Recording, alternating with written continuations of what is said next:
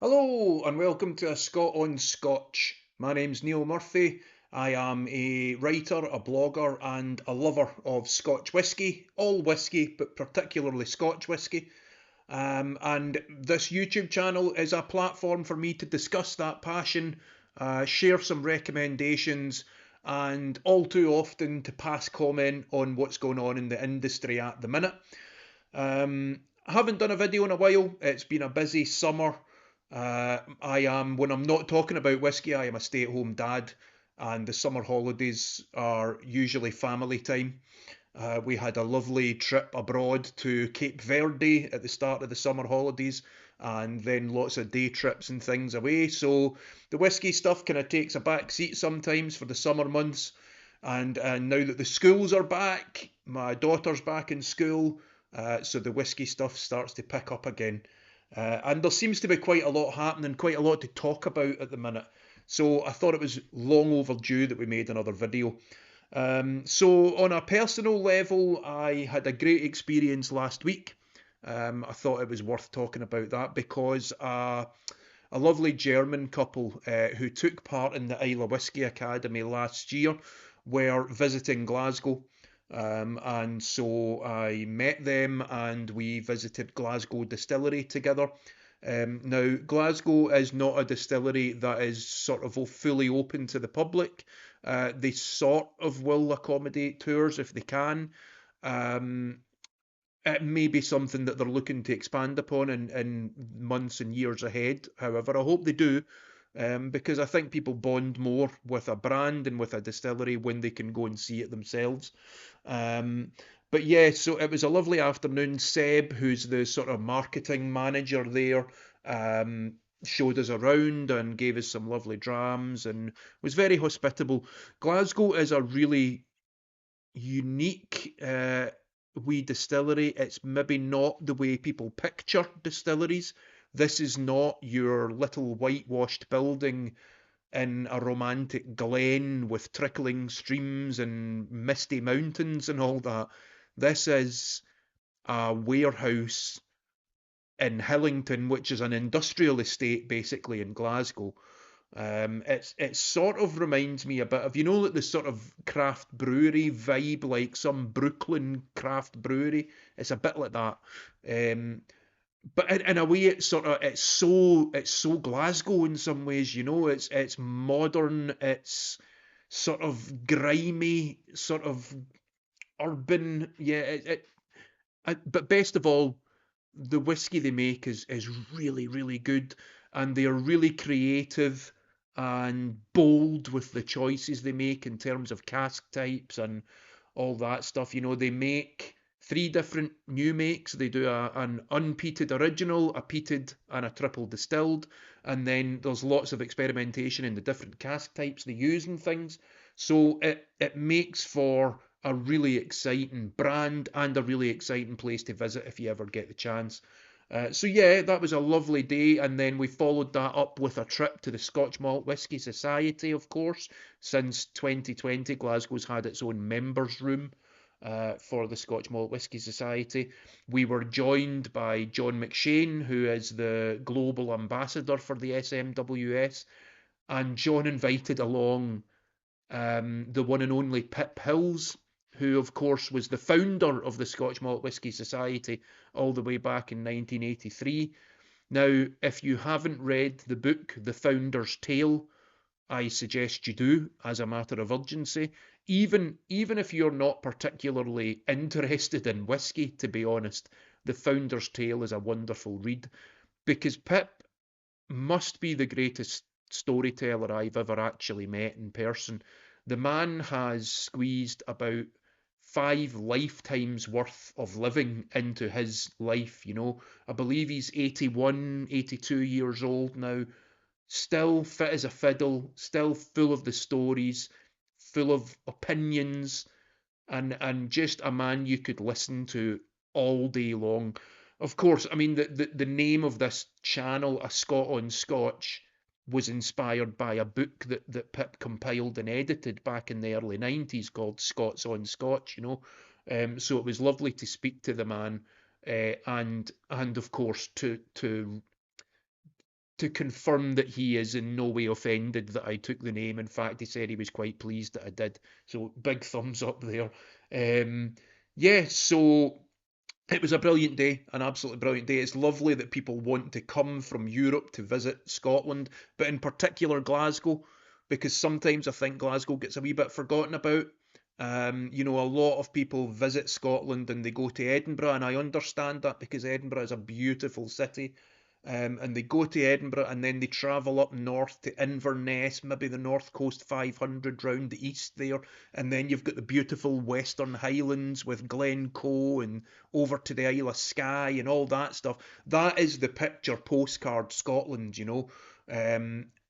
and even for whiskey lovers, you've got then further down Campbelltown and Islay and all that.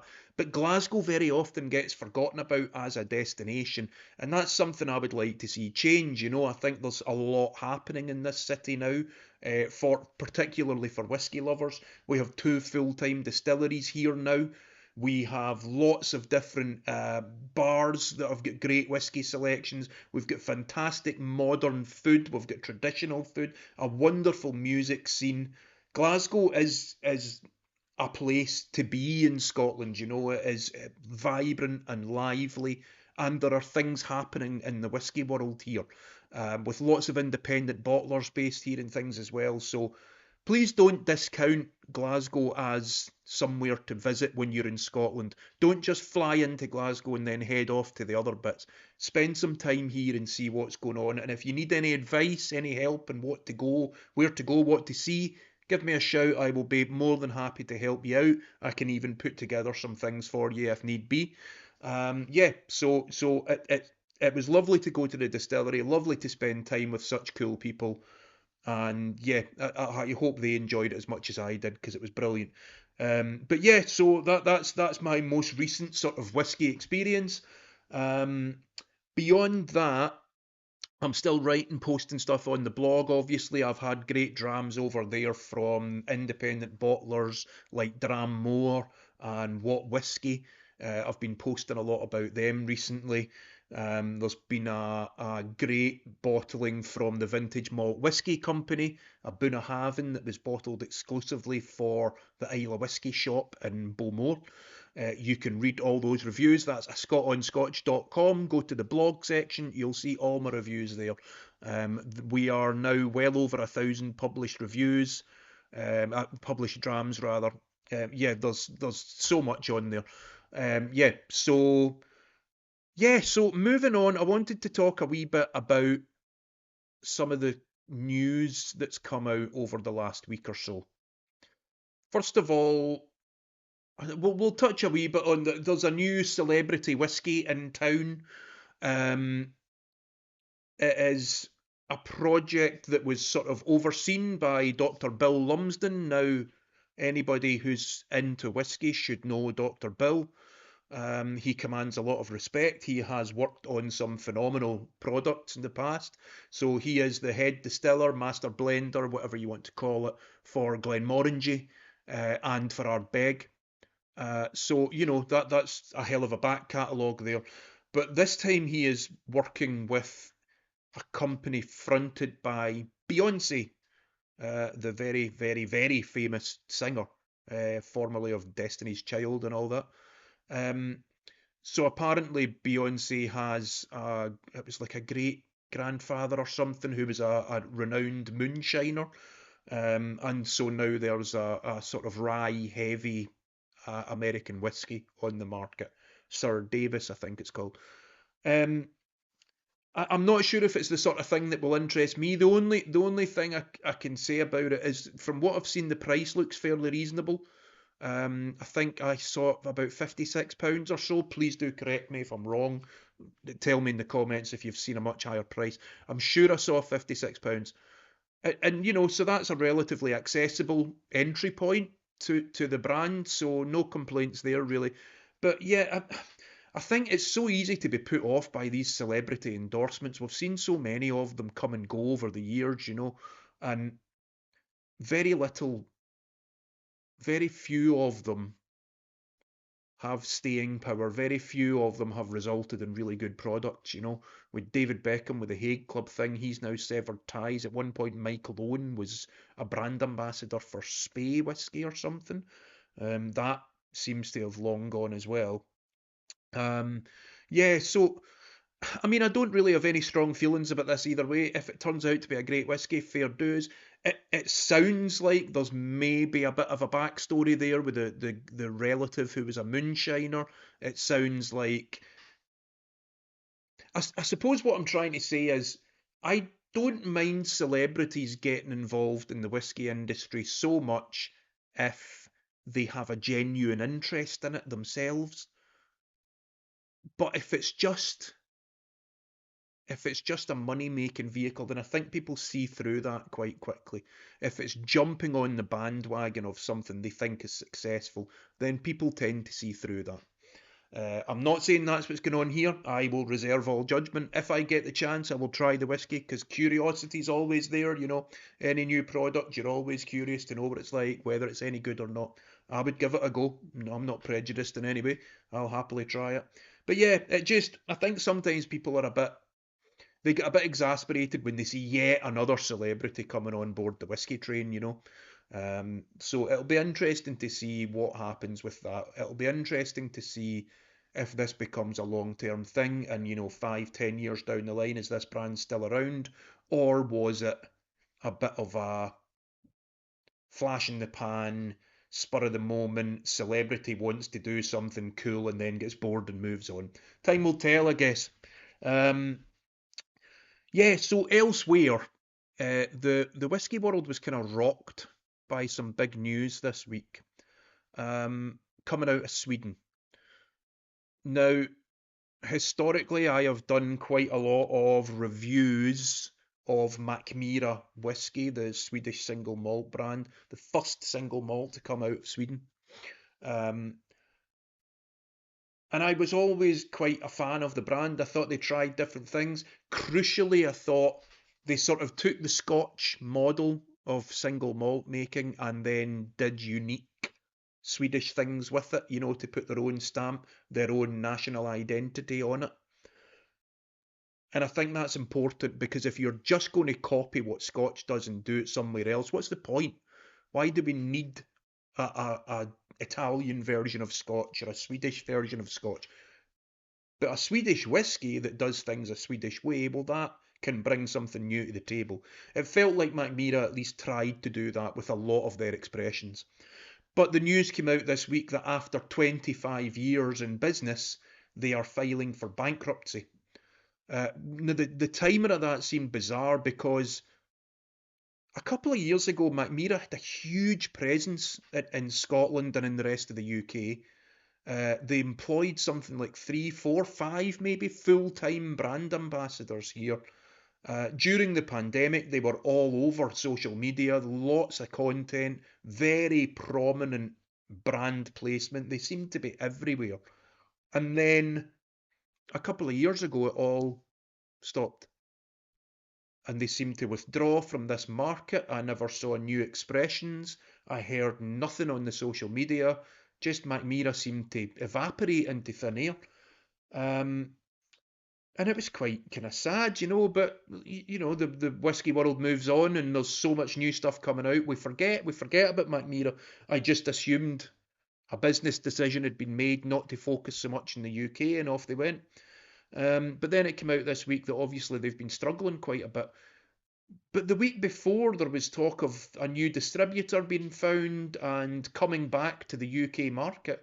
So you wonder what's happened in the week where they've gone from returning to the UK with a new distributor to filing for bankruptcy. Maybe it was trying to paper over a few cracks or something, I don't know. But it's sad times,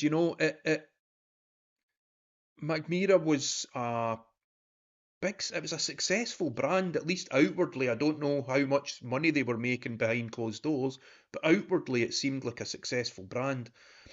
And it's interesting that in the wake of this announcement by Mackmyra, I was sort of made aware of another news piece that came out a month earlier to say that Pindair in Wales had paused production on their second distillery.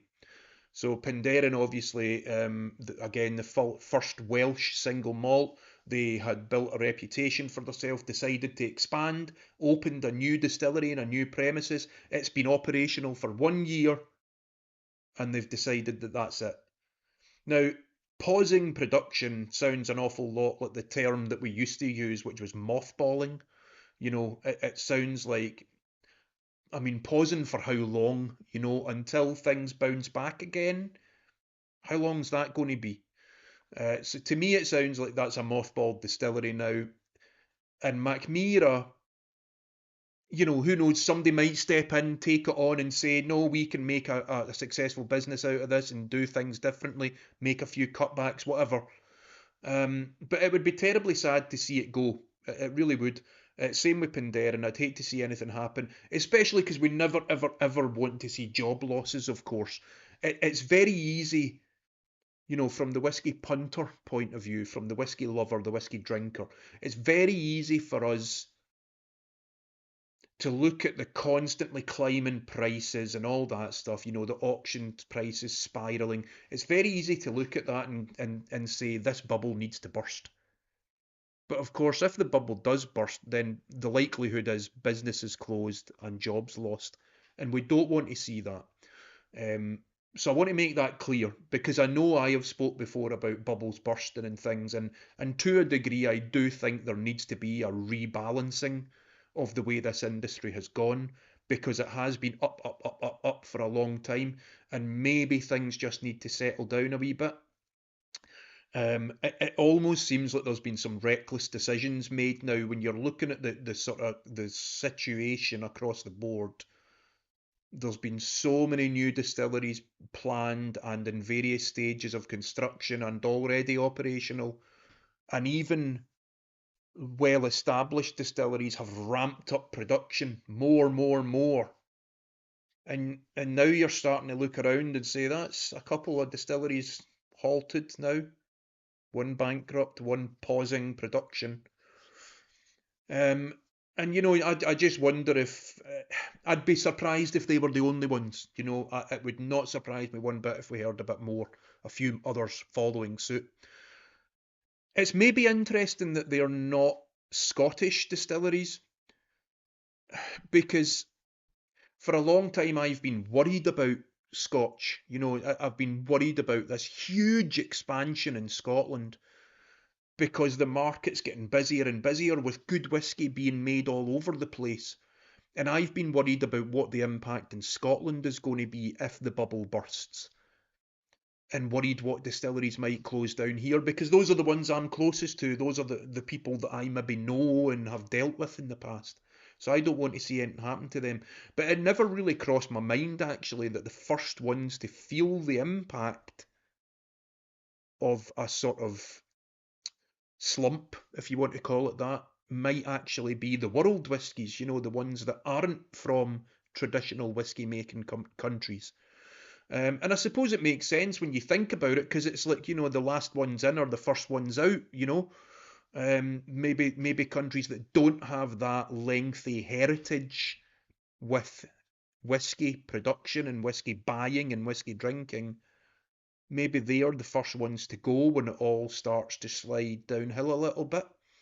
When things are booming, whiskey drinkers are wanting to taste things from all over the place. We want to try every new product that comes out.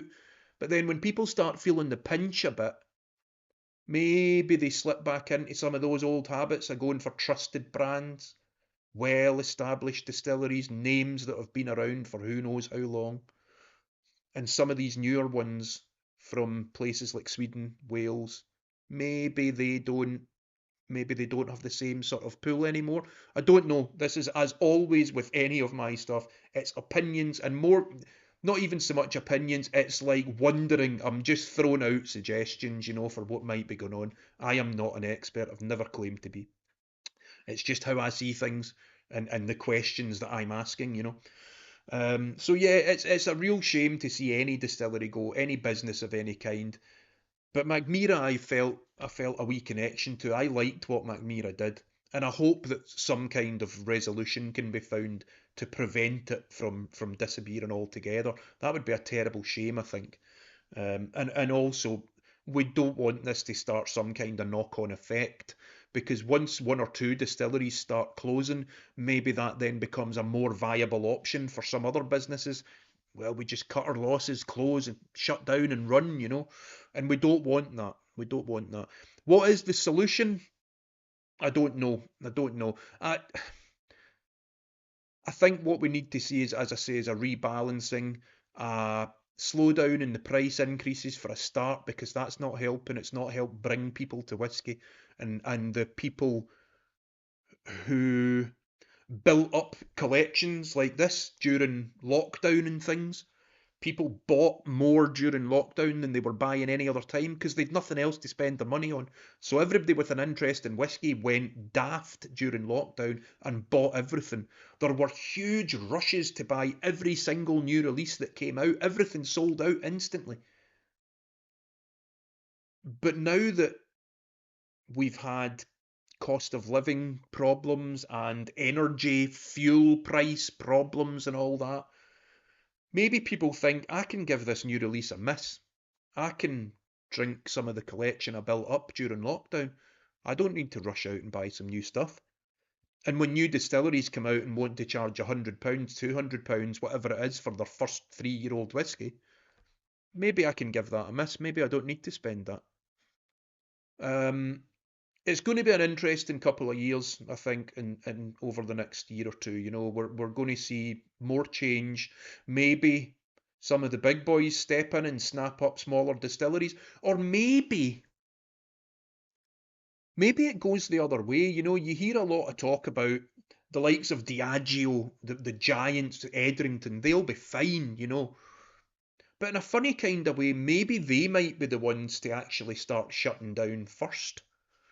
Because some of these wee independent distilleries, their production is so small and they employ such a small number of people, their overheads are a lot smaller, obviously, than the likes of Diageo. You just wonder if maybe they might be able to ride out, because they don't need to be shifting anything like the same bulk, obviously. Whereas if you're Diageo and you own 50 distilleries or whatever, it's not really a problem to shut 4 or 5 of them down, you know? The Ben Rinnes's, the Cheanichs, the Altmores, whatever it is, it's if you're not selling as much Johnny Walker, do you need so many distilleries that are churning out spirit for your blends? Maybe it's the bigger sort of corporations that want to shut things down first, cut their losses and move on. Whereas some of the smaller independents might need to fight for it a bit more. I don't know. I don't know. Again, just throwing out some suggestions. Um, but yeah, I wouldn't like to see Scotch rest on its laurels, and say it's the world whiskies that are in danger. We're perfectly safe, because Scotch is not safe. We need to encourage more people, responsibly, of course, to be drinking Scotch whisky, and that might mean pushing, excuse me, pushing cocktails more, pushing drinking whisky in different environments, um, drinking whisky mixed, all these kinds of things. Whisky as a neat drink is always going to be my preference for drinking it, but I have no problem drinking it other ways too. I'll put some Coke in a whisky. I will drink it with with soda water rather. I'll put it in cocktails. Love a whisky sour. Love an old fashioned. We need to break down some of the barriers to inviting people into whisky. What are the things that stop people from going to whisky? And probably the most obvious one is its strength. Not a lot of people actually like to sit and drink a 40% whisky, 40% plus whisky. So maybe if we invite people to try things in new ways, maybe that might help spread the word a bit. I know there's been lots of work done on that already. Lots of brands go down the cocktail route, but among us sort of, I was going to say whiskey snobs. I don't like to say that because I don't want to be negative, but among those of us who are really passionate, there's almost a tendency to kind of gatekeep, you know, and there are certain rules that you have to follow when you come into whiskey. You must not drink it with ice, you must not mix it with Coke, all that stuff. And it'd be nice to see that done away with for once and for all. Whiskey should be for everyone, regardless of where they want to drink it, how they want to drink it, who they want to drink it with. As long as they're drinking it responsibly, enjoying it, and supporting Scotch and whiskey more widely, then all good. Let them go for it. Um, so I think I've probably rattled on for long enough here. I just want to finish up with maybe a wee Dram recommendation. And this is something that I picked up at the start of the summer holidays, back at sort of late June. I was invited along to the Clydeside Distillery in Glasgow for the launch of their newest whisky, which is called Napier. It is a sherry matured version of the Clydeside. This is only their second core release now. Um, which feels like it's been quite a long time coming because the original debut, the Stob Cross whisky, came out, what, 3 or 4 years ago now? So it's been quite a while waiting for number two to come along. But here it finally is. So it's called Napier. Try and get that in focus for you. Oh, come on. There we go.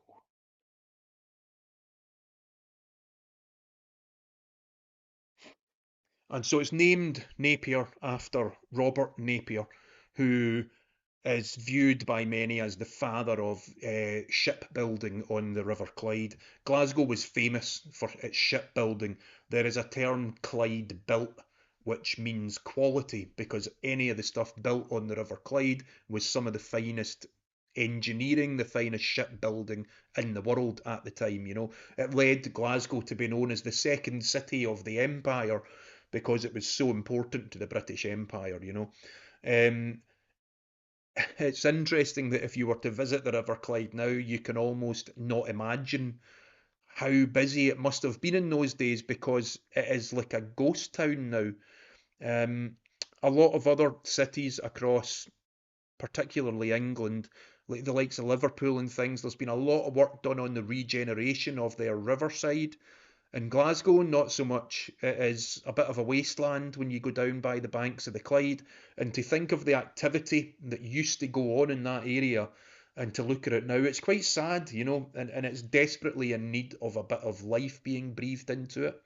So fair play to the Clyde side because, of course, they took over the old pump house, which opened the gate to the Queen's Dock, where ships used to load and unload and sail goods out across the world. So they have brought a bit of life back to at least one wee section of the river, and they're celebrating its heritage through the likes of Napier, their single malt expressions. So they're keeping that sort of history alive whilst also looking towards the future. This whisky is bottled at 46%. It is, as I say, a sherry matured version of the Clydeside. It's a single malt and fairly reasonably priced. I believe it's about 55, £56, somewhere around there. So very reasonable for a new distillery, not pushing the price too much. And that's exactly what I'm saying. This is what we need to see. Lots of different alternatives for new people coming into the whisky world that they can afford to buy. 50, £55. That's the sort of level we're looking for here. We want options at that price point. And that's what the Clydeside have done here. So if you haven't tried it already, it's one to look out for. And I am keen to see what comes next from the Clydeside. I hope we don't have to wait another 2, 3, 4 years for their next release. I hope maybe we'll start to see some new stuff coming out more frequently. But yeah, that is all from me, I suppose. I have rabbited on for more than long enough now. Thank you so much for watching. If there's anything you'd like to see me talk about, if there's anything you'd like to comment on that I've said today, if you think I'm talking a lot of nonsense, which you're probably right, please let me know. And as I said, if you want to check out any of my written content, go and look at scotonscotch.com. Plenty of reviews and stuff on there. Thank you so much. Cheers now.